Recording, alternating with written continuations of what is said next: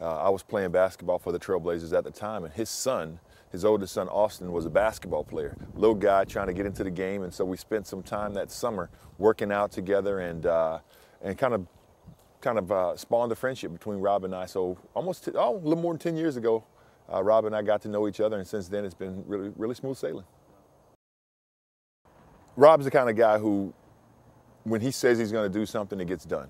I can remember a few years back, he stopped me and said, "Hey, you need to stop by my offices at Game Face and talk about what you want to do next and where you want to go as a person beyond just Antonio Harvey, the basketball player."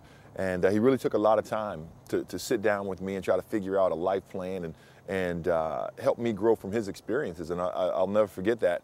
And even beyond that, if I was having a tough time, if there was something I wasn't completely understanding, I could call Rob on his phone, and he always had time for me. And that's the kind of guy you want to have. That's the kind of person you want to be friends with. That's the kind of person that you want to have leading the way, because you know that when things get bad, he's not going to fold up tent and run away. He'll be there for you to make sure that things get better.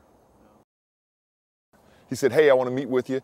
And he said, "I'm going to run for office." And the first thing I said was, "Well, I got you. Whatever you need, if it's political rallies, if it's me being at certain places, I got a couple of dollars I'd be more than happy to give you. But more than anything, you have my support." And that's an everyday thing. And from that point, I've tried to be here for him. And I'm hoping that when it's all said and done, Rob Cornilles is the guy that we put in Congress.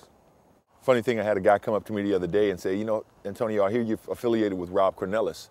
I'm not sure which way I want to go. What do you think?" And I said, "Well, it's a no-brainer for me, because you look at where we are. You look at what this state has done in the last 12 years. Nothing. We've gone backwards in terms of unemployment. Life just doesn't seem to be as good as it was when I moved here." And I'm not saying that the other guy, it's all his fault, but if a bunch of windows are broken in a house and there's a kid standing over there with a bunch of rocks, there's a strong possibility that he did it. And right now, Oregon has a bunch of broken windows, and we've got to get somebody in there that's willing to take out his hammer and nails and fix those windows. And I just think Rob Cornilles is that guy.